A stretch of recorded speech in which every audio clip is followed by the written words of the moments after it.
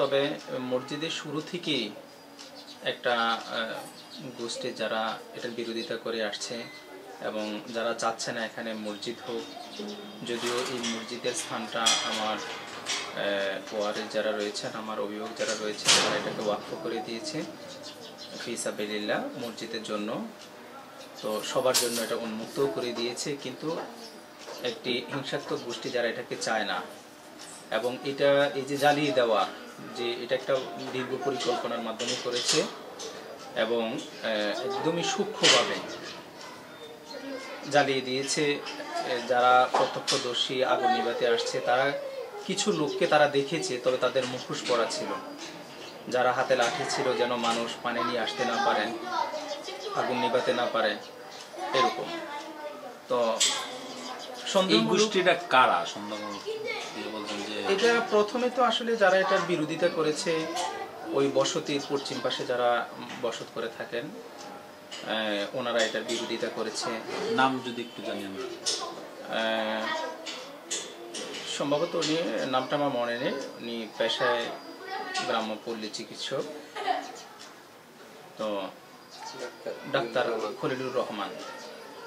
ওনারা সহ একাধিকবার এই বিষয়গুলো নিয়ে এখানে বাধা প্রয়োগ করেছে। প্রথমে ওনারা বলেছে যে এইদিকে ওনারা জায়গা পায়, পরে এটা সালিশিভাবে বসে মীমাংসা করেছে, অন্য দাগে তাদেরকে জায়গা দেওয়ার কথা বলেছে। তো সবকিছু মিলে হয়তো এরকম আরো কিছু সংখ্যক লোক আছে তারা যারা চাচ্ছে না যে এখানে এই মসজিদটা হোক, যার ফলে তারা এই প্রতিষ্ঠানটিকে বা এই মসজিদটিকে রাতের আধারে একদমই আপনার সুন্দর সাজানো গোছের একটা মসজিদ জ্বালিয়ে দিয়েছে। তো এটা তো আসলে কোনো প্রকৃত মুসলমানের কাজ হতে পারে না। মানুষ ব্যক্তিগত শত্রুতামি থাকতে পারে, ব্যক্তির উপর, ব্যক্তি সম্পদের উপর ক্ষতি করার আশঙ্কা থাকতে পারে, কিন্তু আল্লাহর ঘর এটাতে তো আসলে কোনো প্রকৃত মুসলমান কখনো আঘাত করার কথা না। তো আমি মনে করব যারাই এই কাজটা করেছে, এটা খুবই নিকৃষ্টতম একটি কাজ এবং এটা কখনোই করা উচিত নয়।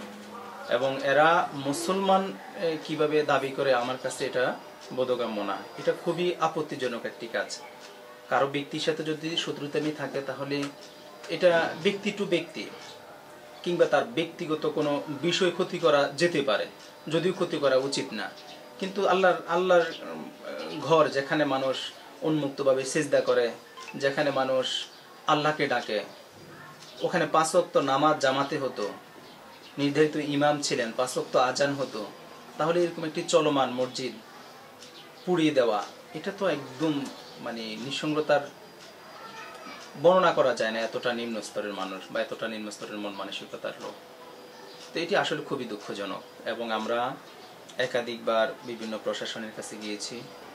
তৎকালীন সময় আর্মি সহ আমরা পুলিশ প্রশাসন তাদের কাছে গিয়েছে, তারা একাধিকবার এসেছে, দেখেছে। তো এভাবে এটা ধ্বংস হইল। এখন প্রশাসনের কাছে আপনাদের প্রত্যাশা কি করছেন? প্রশাসনের কাছে আমাদের প্রত্যাশা হলো এটা সুস্থ তদন্ত করে যারা দোষী তাদেরকে দোষী সাব্যস্ত করে তাদেরকে আইনানুগ শাস্তি ব্যবস্থা করা এবং আমাদের এই মসজিদটি যেন আবার সুন্দরভাবে পুনর্নির্মাণ করা যায়, সেভাবে প্রশাসন একটু দৃষ্টি আরোপ করা।